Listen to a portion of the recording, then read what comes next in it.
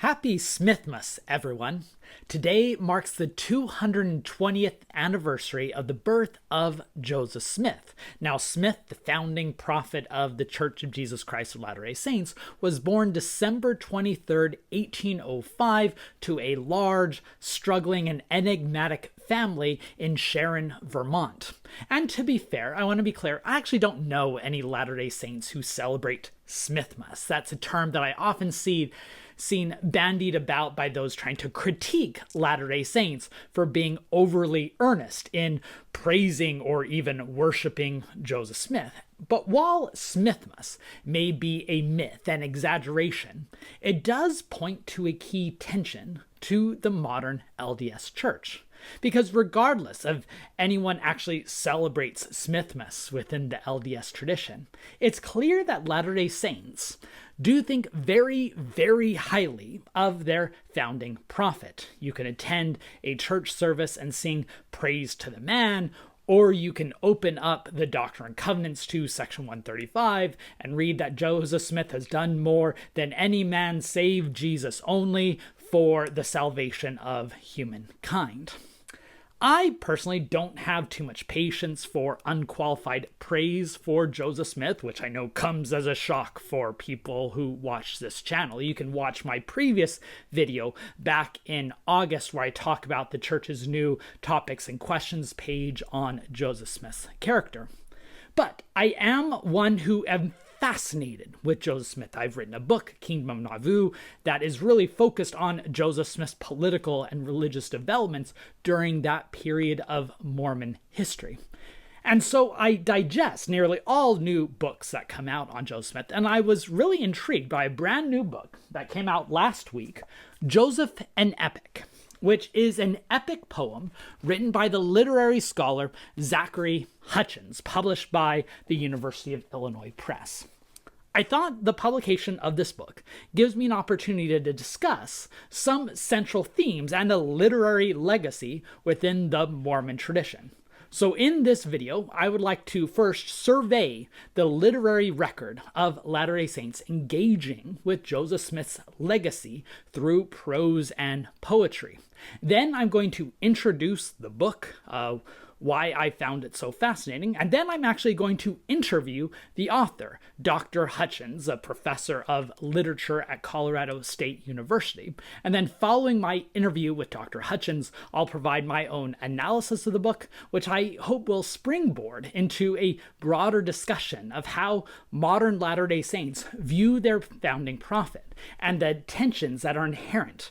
I hope that these are the questions that are at the core of people wrestling with Joseph Smith's legacy 220 years after his birth. So I thought I would kick off this video with some of the first lines out of this epic poem that I think are quite appropriate. These are lines 18 through 24. Teach me, before December dies away and birthday celebrations cease, to see the long-snuffed light, like Galileo through a glass, or like Columbus when he looked across the sea for the signs of Cathay and proclaimed its splendors to the Queen, that I might learn to sing this novel hymn of praise. Let's see what he means. One of my first academic presentations as a young, inexperienced, and frankly quite naive undergraduate student at Brigham Young University was at BYU's Religious Education Student Conference, which I believe still goes on. Someone can correct me in the comments. And I gave a paper dissecting the funeral poems of Joseph Smith, those poems that were written in the wake of Joseph Smith's death at Carthage Jail on June 27th, 1844. Now, one of these elegies is well known. Actually, several of these elegies are well known. In prose, you have the text by John Taylor, beholder of the wonderful neck beard in Mormon history. that is later canonized as D&C 135. John Taylor, of course, was in Carthage jail when Joseph Smith was killed, and he gave this famous line that Joseph Smith has done more than all men save Jesus only for the salvation of men in this world. Taylor also wrote a hymn, a poem, known as "O Give Me Back My Prophet Dear," which you may hear at various settings that reflects this yearning for this lost, beloved friend and prophet. You also get Eliza R. Snow, one of the Mormonism's most prominent poets, who writes a poem titled "The Assassination," which has similarly startling lines. I'm just going to read a couple of cutlets from this. What awful scenes are acted here below! Had nature's self a heart, her heart would bleed at the recital of that horrid deed. For never, since the Son of God was slain, has blood so noble flowed from human vein. Definitely not holding back. One more set of lines. Now Zion mourns, she mourns an earthly head. The prophet and the patriarch are dead. The blackest deed that men or devils know since Calvary's scene has laid the brothers low. This is coming from the complete poetry of Eliza R. Snow, by the way. You can get a sense from those lines, John Taylor and Eliza R. Snow, the placing of Joseph Smith all the way to the point to where just below Jesus Christ, above all other humans, seeing him as our supplicant, the mediator, someone who is arguing the cause of humanity, who has done so much good work that he is almost on his own plane. And of course, you get from this time period one other elegy, the funeral song Praise to the Man, which originally was a funeral dirge. It was sung something like, and please don't judge me for my singing, praise to the man who communed with Jehovah. Later, it's turned into a celebratory song, added a tune from a Scottish hymn that now many Latter-day Saints congregants sing. And I think that's actually quite telling. Because the reason why I did this divergence on these funeral texts, not just for a trip down memory lane for me, is because I think those texts lay the foundation for how many Latter-day Saints are going to view Joseph Smith, especially in poetry and prose, as an innocent martyr, a divinely appointed hero, a quasi-savior, right, just below the savior, and a supplicant, a mediator, someone who is standing between human beings and God in that poetry and prose. And I know that does not fully match modern-day LDS theology, but that's the ethos, the pathos that was presented in that poetry. And that it's a black and white story with the good guys, Joseph Smith and the saints, and the bad guys, those evil demons who killed him. Now, I don't want to get too deep into the weeds of Mormon literature since then, especially literature that depicts Joseph Smith. But I think one text may suffice in demonstrating the type of work that you could come to expect from Latter-day Saints. Orson F. Whitney, who was the son or lineage in the Newell K. Whitney family that was bound to Joseph Smith through polygamy, writes Elias, an epic for the ages. Here is Orson F. Whitney here. Whitney writes this epic story, which is very much like Hutchins in scope, trying to tell the multi-stage progression from premortal existence to the earth life, to the rise of the church and Joseph Smith, eventually to exaltation.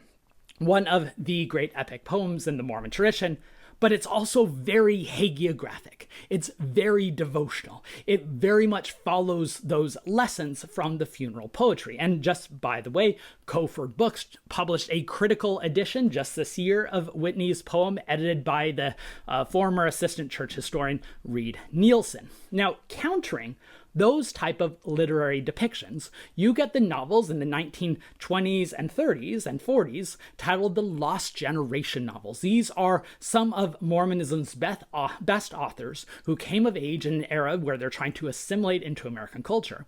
They are unsatisfied with the hagiographic, devotional literary depictions of Joseph Smith and the Saints, and they wrote a series of novels. So, for instance, Vardis Fisher's Children of God, you can see the cover here, as well as Virginia Sorensen's A Little Lower Than the Angels.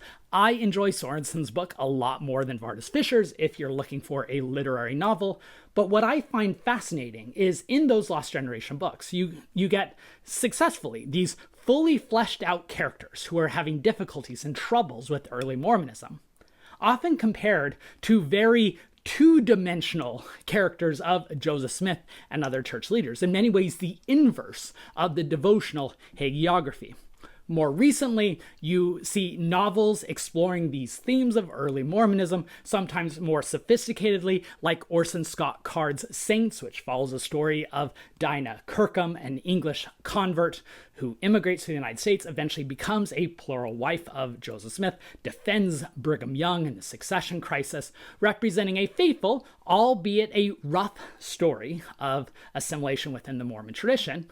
Compare that to Gerald Lund's 9-part The Work and the Glory series, which follows the Steed family in a very faith-promoting, if quite dramatic, tale that is almost epic in nature, and the first 2 books, of course, have been reproduced as movies. So in general, Latter-day Saints, when they think of the fictional Joseph Smith, it is attached to this theological good guy who is lacking of any problems. The Joseph Smith that's similar to Liz Lemon Swindle's paintings that you'll see in many church houses of Joseph Smith, the doting father, the loving husband, the Latter-day Saint who is willing to wrestle with others and could not harm a fly. The type of works of Joseph Smith that, again, I personally don't find very compelling as a historian, but they reflect a theological idea of Joseph Smith, this great founding prophet. But before I get to the new epic poem, a quick pitch for this channel. If you enjoy this type of nerdy content, analyzing the past and seeing how it connects to the present, please make sure you are subscribed to this channel. I do deep dives on topics, usually every Monday. I connect the past to the present on Wednesdays, and I talk about the historian's craft on Fridays, either interviewing authors like this one, even though this isn't a Friday, or talking about particular moments and digging into the primary sources. And if you want to give back, you can become a member. And I'm so grateful for the so many of you who have taken that plunge and have given back to allow me and my producer Anthony to put in the time to do these videos in a way that I hope can help the conversation. If you haven't yet, you can subscribe to my Kit newsletter, a link in my video description, where you can keep up with all my happenings on different platforms as well as upcoming events. This is the end of the year, so things are going to be a bit different this week and next. I'll have one more video before the end of the year talking about the year in Mormon history. That'll be going up next week. And then we'll be taking a little bit of a break, returning with my 3 times a week videos on January 5th. But note, that Wednesday, January 7th, will be my monthly live discussion, which will take place Wednesday, January 7th at 7 p.m.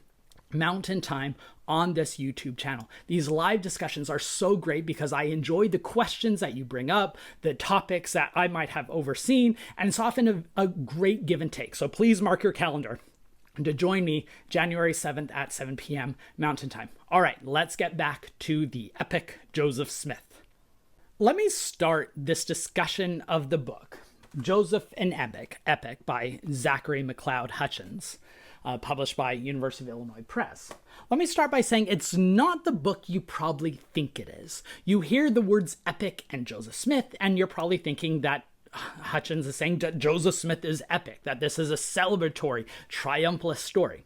It's definitely not that. Nor is epic as a genre something that's meant to be celebratory. It's meant to be exploratory instead, as Dr. Hutchins is about to say in an interview that I recorded with him, which you're going to watch in just a couple minutes. This book aims to be the opposite of those types of things. Dr. Zachary Hutchins is a serious and an accomplished scholar who's also devout LDS. He's been working on this epic poem for 20 years, alongside his very well-received academic scholarship. He works on religion, race, and gender, confronting all the complicated issues representative of the modern academy. He even has a brilliant article on Mormon interpretations of Columbus and how they relate to their hermeneutical interpretation of the Book of Mormon. And the origins of this project are back when he was an LDS missionary and as a BYU student, encountering Truman Madsen's lectures on Joseph Smith. I myself had a similar encounter when I was an LDS missionary. I'm sure many of you did too. If so, please comment and share your experience. And you can imagine this project evolving as he became much more nuanced and sophisticated in his academic and religious life. The epic as a genre, as Dr. Hutchins is about to explain, is meant to engage with humanity, conceiving a literary setting in which God, angels, demons, and men interact, converse, scheme. It's a genre meant to explore difficult issues. We've largely lost this type of genre in today's literalistic and hyper-partisan world, but I think this book shows the fruits that can come from returning to that type of engagement. Now, this particular epic is broken up into two books, each about 2,500 lines. Now, you can read through it like a book, or you can slow down and enjoy the stylistic divergences. The lines often cross-reference one another, meaning that line 50 in book 1 is a mirror line 50 in book 2 in referring to similar themes, so you can slow down and enjoy those rich comparisons, or you can just read through with the story. He also provides a detailed bibliography of what works he's engaging. And it also features stunning artwork by Godwin, including on the cover itself. And then you can also see this photograph I took of one of the images demonstrating the religious fervor during Joseph Smith's first vision type of moment. All right, that's enough throat clearing. Let's get to my interview with Dr. Hutchins. We are now very fortunate to be joined by the author of this wonderful book, Joseph an Epic, Zachary Hutchins, who I've been fortunate to know for a few years. Thank you for spending a bit of the busy grading period of the semester with me. Oh, it's such a pleasure, Ben, and it's good to see your face again. Thank you for the invitation. I'm curious if you can explain what led you, as an accomplished literary scholar, to take the very logical career move to, you know what, I'm going to write next, not an analysis of 18th century prose, but I'm going to write an epic poem. What prompted you to do that? I mean, the truth is that this is a decision that I made a long time ago, and when I was young and foolhardy. And if it was just a matter of cold logic and what would be good for my career at this stage, I for sure would not be writing epic poetry. But this is something that a project that I began in 2005 at the prompting of some of my undergraduate professors. And frankly, I was not a very good poet then. I'm not even claiming to be a very good poet now, although I hope others do find enjoyment and value in the work. Um, but it became a labor of love, and I've written it over the course of 20 years, something like 3 lines a day. So um, it's not something that's come out of the blue or that necessarily um, sprang out of my desire to enhance my reputation as a scholar. But I will say that I think writing the poem has made me a better scholar and has helped me to see and to understand both early American literature and church history in new and exciting ways that have really helped me to grow in my standing in both of those fields. Excellent. So we'll talk about the content of the poem, but let's start with the genre first, because an epic is not just a poem. It's a very ambitious type of project. And as you note in the book's introduction, it's not a very common genre anymore. So why don't we start there? What is an epic? Maybe what might be a good thing to summarize. And why do you think that this is a genre that we need to return to? I'm so excited by this question. So the first thing I'll say is just that I love epic poetry. I have a deep, unapologetic love for the epic. I love the epic because the epic is where you tackle big questions. Epic poetry is where you see humanity and God, where you see nation and history come together. And that sort of ambition just doesn't fit in a lot of other genres and in a lot of other places. If you do write novels that have these grand ambitions, they end up being 900 pages, and nobody reads those any more than they read epic poetry. So I figured I would just go with the shorter and more accessible version.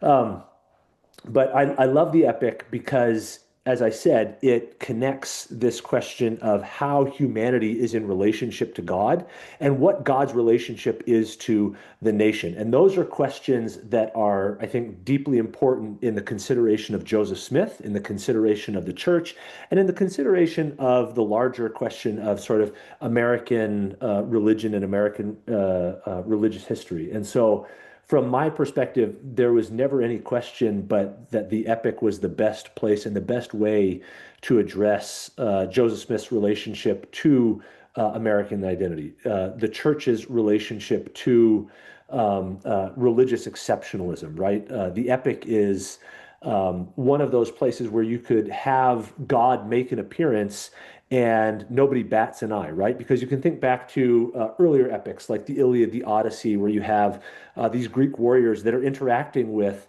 Zeus, with Apollo, with uh, Mars, right? And God is very much assumed to be at work in the world in a way that we don't tend to find or find credible in prose, in novels and other works that are presumably non-fact or narrative nonfiction.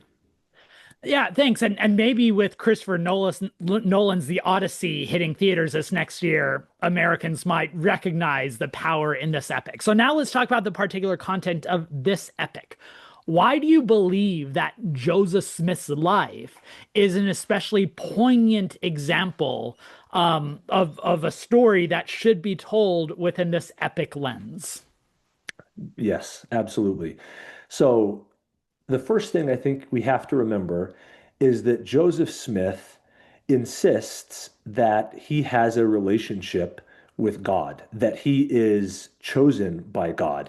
And this is the starting point for any and every epic, right? The premise is that God's and God, in this particular case, are at work in the world, that they've chosen favorites or that they've chosen people to work through. And that is Joseph Smith's central claim, that God has asked him specifically to do a work. And in his case, it's a work that is bound up with the idea of the United States and of the Americas as a particularly chosen or fruitful place for divine intervention and for the creation of God's people.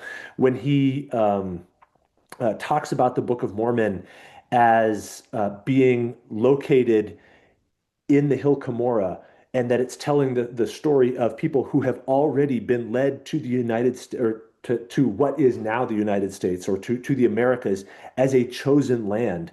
That's a way of establishing a national chosenness that like Greek readers of the Iliad and the Odyssey would understand, right? They understood themselves to be the people who were chosen by God, and they were constantly seeking God's favor. And those epics are the story of how they seek to maintain that favor and of how that favor plays out in international politics and the establishment of national identity. And so when Joseph Smith takes out the plates and when he translates them, when he publishes them, he is making claims that set him up as an inheritor of that epic tradition, where it's not simply that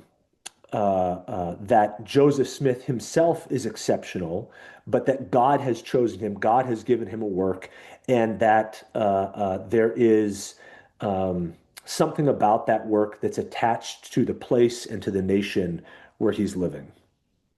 Yeah, thanks for that. And I think many people listening to this or watching this would probably just hear the word epic and learn that it's a big poem about Joseph Smith, and they might automatically assume that it has this exceptionalist, triumphalist, almost celebratory tone, which this book is not that, because as you say, it's a misunderstanding of the epic genre to assume that it's all about celebration. The real epics are wrestling, they're engaging, they are grappling with these terms, and you're grappling with some very difficult topics here. First, Joseph Smith himself, as well as the broader American nation. And like I enjoyed in the in the first part where you wrestle with Columbus's legacy as one type of these elements of how to understand this broader context. And you, of course, have written an excellent academic article on how Mormons interpret Columbus. So this is not a new topic. So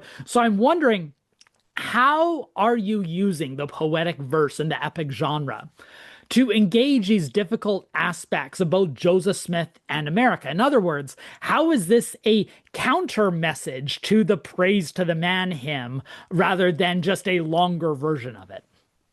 Yeah, thank you. The first thing I would say is that epic poetry has a long history and tradition of setting up its heroes as real people. You can think of the very first lines of the Iliad, where Homer says, "Sing the wrath of Achilles," right? Wrath is not necessarily a characteristic that or an emotion that we want to celebrate all the time. And Achilles is far from the uncomplicated and unequivocally praised hero of that poem. You could think of Milton's Paradise Lost, where Satan has been described as the hero of that poem. And certainly Satan is not without his flaws. Or Adam in that poem might be described as a hero. And Adam has some issues to work through in the fall. And so the epic as a genre understands that its subject is human and that it is the humanity of that subject, the failings as well as the triumphs that make that individual a compelling figure for our consideration and our analysis. The poem begins, as you suggested, in the interrogative mood. It's asking a question. Praise to the man? Is that the hymn? Is that the verse that we should be singing about Joseph Smith? I have a dearly beloved family member who has known about this project for a long time, who at some point said to me, "Zach, look, I just want you to know when that book is published, I'm not going to read it because I don't have kind feelings towards Joseph Smith." This is somebody who belatedly learned well into their adulthood that Joseph Smith had been a polygamist. That was not something that they were aware of early on in their life, and experienced that belated realization as a real form of harm. And so for them, Joseph Smith is a problematic figure, and they have challenges. This person's a faithful member of the church, and they believe in sort of the prophetic mission of Joseph Smith, but they have real strong and challenging feelings. And so in the poem, I try to address questions about things like polygamy, whether that's directly with Joseph Smith as people are reflecting on what it will take for him to succeed in the prophetic mission or to fail in his prophetic mission, but also other topics, whether that's things like the Kirtland Safety Society and his initial response to the Book of Mormon, which is to sort of seize it greedily or as a way of alleviating his family's poverty, or the aggressive and violent response to the Nauvoo expositor, right? So there's a moment in the poem where you have this council of demons that are trying to think about, like, how are we going to deal with Joseph Smith? And in each of those cases, it's foreshadowing some of these challenging moments in Joseph's life and legacy that we have to wrestle with just as much as his tremendous contributions in establishing the church or in publishing the Book of Mormon. So, on that point, the one final question: what do you, Zach Hutchins, as a Latter-day Saint academic, and what does your book, Joseph Smith and Epic, tell Latter-day Saints today about how they should think about Joseph Smith, how to wrestle with these variety of very difficult issues? Yeah. So the first thing I would say is that I hope my book doesn't tell them anything. It begins in the interrogative mood. It's asking this question. And my hope is that, as with any good work of literature, that readers are left with a desire to think about and understand its subject matter better rather than just walking away with a simple message. If somebody leaves this book thinking, Zach has said X about Joseph Smith, then I think I've probably failed in my job as an author.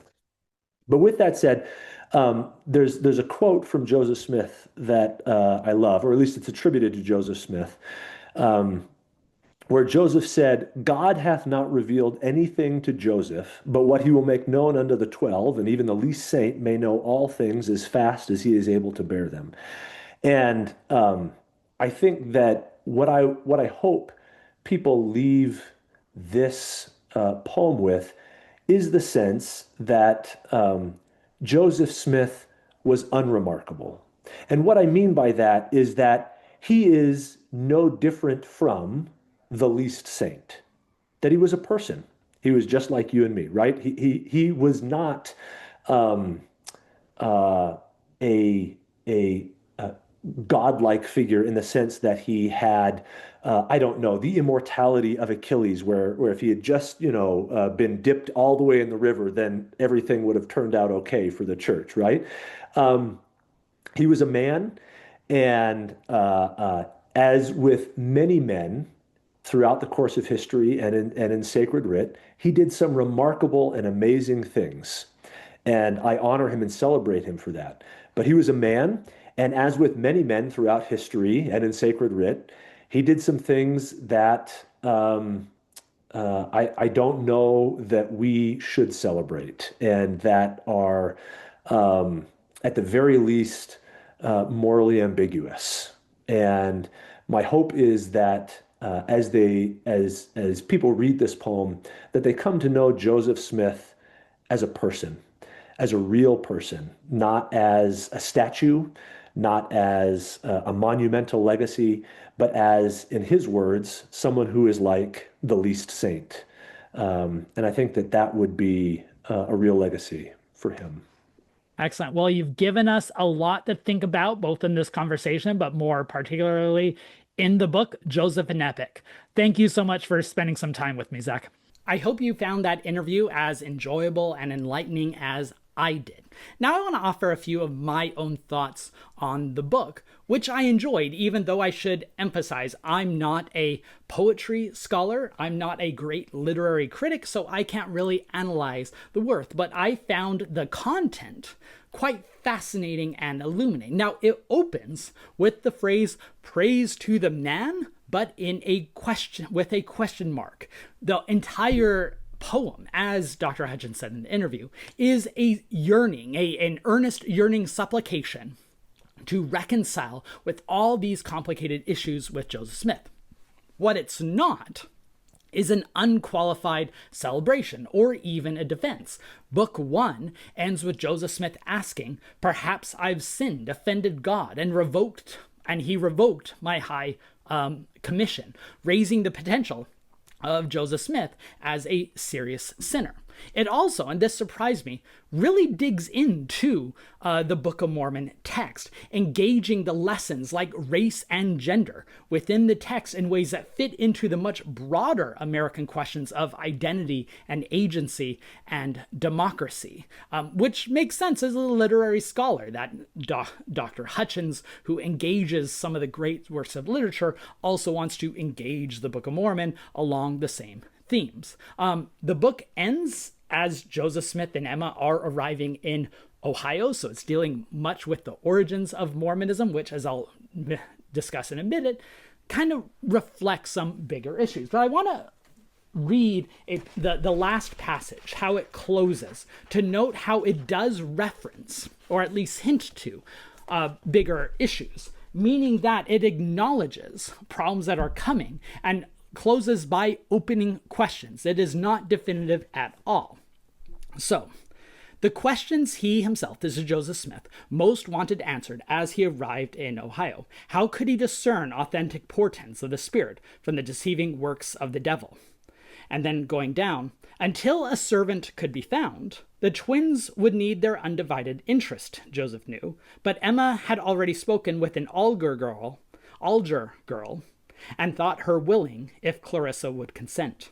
The church could wait a month or two while he and Emma caught their breath and let domestic joys possess them. Joseph, now that he had been ensconced in Kirtland's safety and society, surrounded by his followers and friends, might rest at last with confidence he'd yet accomplished all that God could ask of him in building up the Church of Jesus Christ. So you see, even there, on the one hand, it's talking about contentment, that Joseph Smith had accomplished something, but it undercuts that by introducing the character of Fanny Alger, as well as referencing, albeit obliquely, the Kirtland Safety Society, a problem that Joseph Smith himself plays a key role in introducing.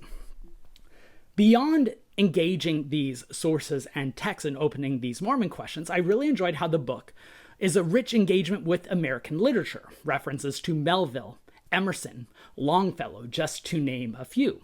And he also wrestles with questions of the American promise and the American dream, and what Mormonism tells us about this robust, animated period of the early Republic.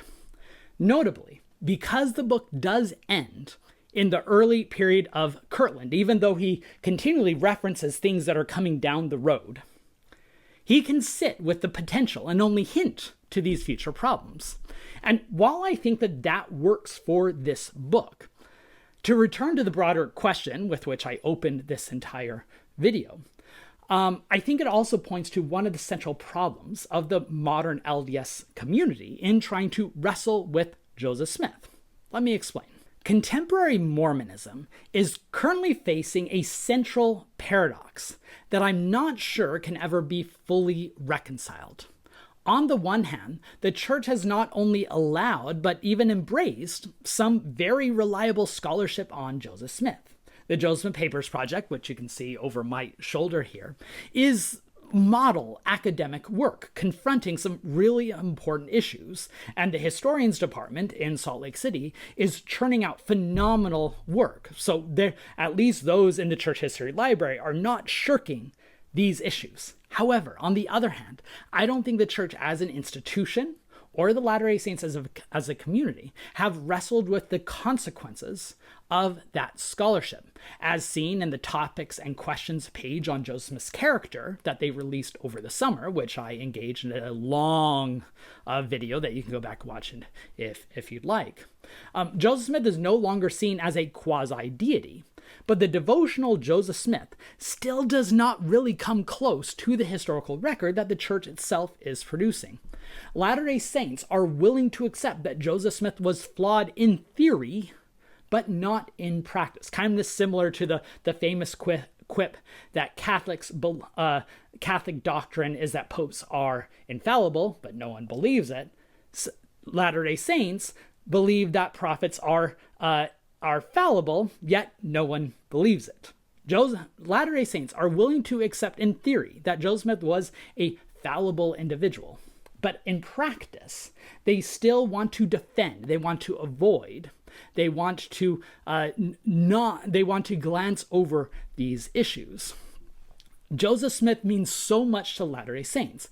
It's hard to kick that reverence that dates all the way back to those funeral poems with which I opened this video. This was actually one of the primary issues I had with Volume 1 of the Saints series, that it's still read as a Joseph Smith-centered apologia for what church leaders did, because questioning Joseph Smith's chosen status raises so many other related questions concerning prophetic authority. It's also increasingly difficult to justify Joseph Smith, especially his polygamous practices, in the post-Me Too era, confronting the consequences of Joseph Smith taking on teenage women as brides. Now, with this broad access to information, the publications, the scholarship on Joseph Smith and polygamy, that it can no longer be denied, we do see some backlash. Two major forms of backlash that I'll emphasize. One, the polygamy denial crowd, who can't fathom that Joseph Smith lied and are therefore building up these narratives that are not accepted by any credible scholars that try to defend Joseph Smith's innocence. At the same time, you see an equally extreme crowd on the other end of podcast bros and Twitter characters who insist that Joseph Smith nor Brigham Young never did anything wrong, including polygamy, and therefore they are defending that patriarchal machismo that they see at the heart of the story. Both of these expressions are rooted in our current age that's fueled by alternative facts, anti-expert conspiracy theories, and unchecked media algorithms that are driven by rage. But they're both also products of the church itself and its unwillingness to wrestle with the consequences of this Joseph Smith scholarship. I don't know how this paradoxical circumstance, this setting, living with contradictions, I don't know if it can last, and if so, for how long. Notably, there are many who are trying to wrestle with these issues, though often from outside official channels. But I do think Zachary Hutchins in Joseph an Epic is one of them, and he does so in a way that I found both unthreatening to believers, but also responsible to these central tensions. But whereas Hutchins in this book is turning praise to the man into an open question, the church still feels much more comfortable in declaring praise to the man as a definitive song. There you have it. That is my Smithmas special talking about this brand new book, Joseph an Epic by Zachary McLeod Hutchins, published by the University of Illinois Press. I know it's a bit late to get that as a stocking stuffer, but maybe you can order a purchase and put the receipt in someone's stocking, or just buy it after the holidays. It's a wonderful book to engage, though I will note that it's probably not for everyone. If you are not interested in wrestling with Joseph Smith, either because you want to keep him as a divine figure, or you don't see anything redemptive about his story, then it might not be the book for you. But if you want to wrestle, I think this book is worth wrestling with. I'm curious how you see the current age, the current epic of Latter-day Saints wrestling with these issues or not. If so, please leave your comments below this video. I think that Joseph Smith is endlessly fascinating, and this story so deeply paradoxical and rich to unpack as a historian of religion. It's also further evidence that history has never been more relevant than it is today, because these questions at the heart of the Latter-day Saint tradition are rooted in the past and how we approach it. I hope you found this video useful. If so, hit the like button, share it with others, subscribe to the channel if you haven't yet. If you want to give back, you can become a member. Thank you again for sticking with me throughout this year. I'll just have one more video before the end of the year, recapping 2025 from the context of Mormon history. Until then, enjoy the holiday season.